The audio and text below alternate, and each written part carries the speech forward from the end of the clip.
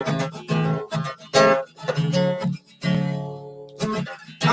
was born to preach the gospel. I was born to preach the gospel. I was born to preach the gospel. And I sure do love my job. Yeah. I was born to preach the gospel. I was born to preach the gospel. I'm born to preach the gospel. And I sure do love my job. Yeah. Yes, I really love my job. I'm a disciple that makes disciples that makes disciples. Oh, I'm a disciple that makes disciples that makes disciples. I'm a disciple that makes disciples that makes disciples. Yes, I'm a disciple that makes disciples that makes disciples. I'm a disciple that makes disciples that makes disciples.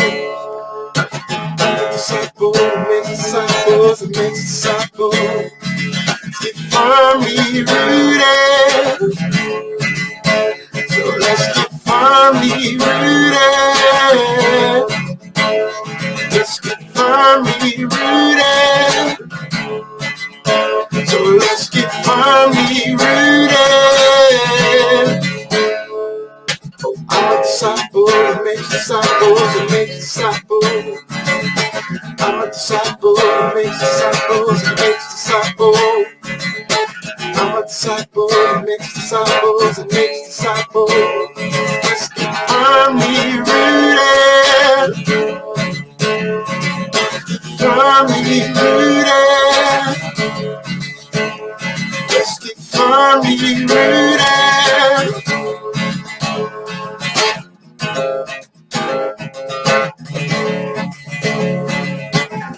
Yeshua, Yeshua, Yeshua, Yeshua, Yeshua, Yeshua.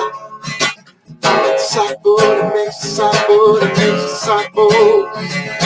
We're disciples that make disciples that make disciples. We are disciples that make disciples that make disciples.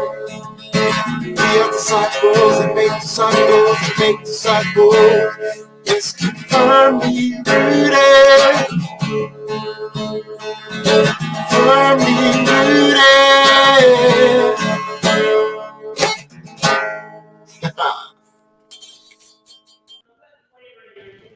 All right.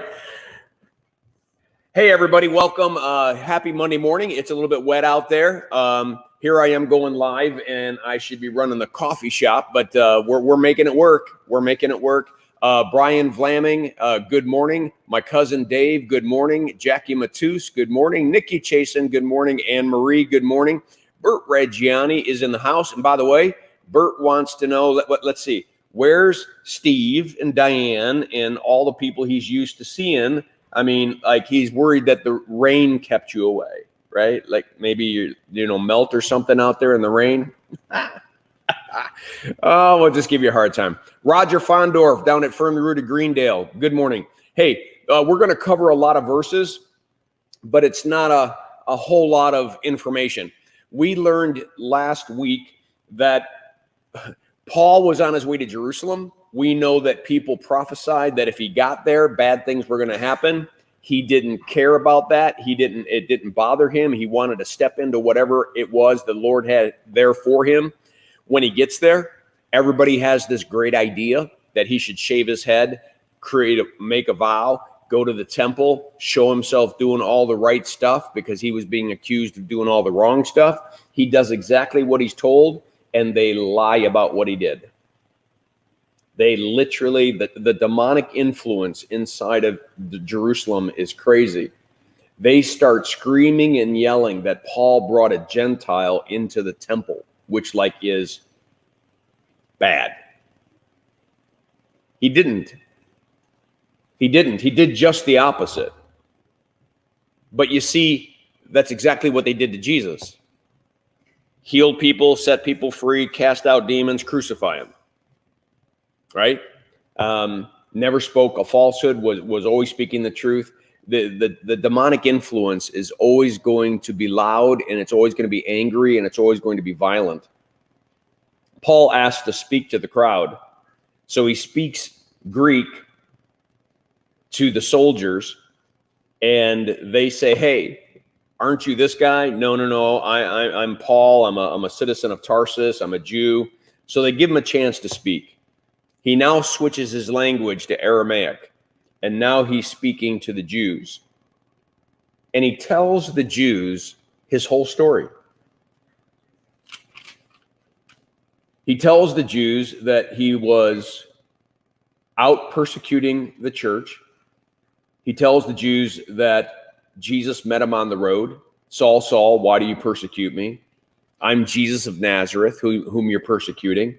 He tells them the whole story about how Jesus, who was supposed to be crucified and dead, met him on the road, redeemed and saved him, blinded him. He talks about Ananias, the prophet, who gave him his sight back and set him free. And he also tells them that when he was in Jerusalem the first time, that in a dream, God said, get out of here, leave Jerusalem immediately, because they're not going to accept your testimony. And so then he went out and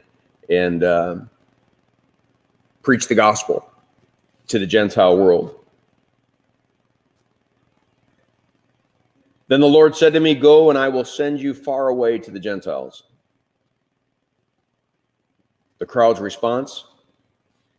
Then they raised their voices and shouted, rid the earth of him. He's not fit to live. Sound familiar? Same thing they said about Jesus. This is the suffering that oftentimes Christians around the world face because they stand true to their faiths in a world that is anti-faith.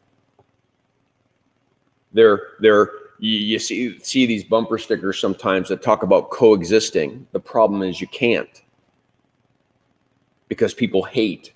People are vindictive. People say you got to believe what I believe or else. So everything's going to happen to Paul exactly the way the prophet said. He's going to be arrested. He's going to end up having a Roman trial, and we're going to get to that next. But on this Monday morning, just be thinking about the fact that no matter what your day has, God's good and he's faithful. He is with Paul through this whole time, and they're doing this together. All right. Blessings on your day. Make it a firmly rooted day, and may someone see Jesus in us today. Peace.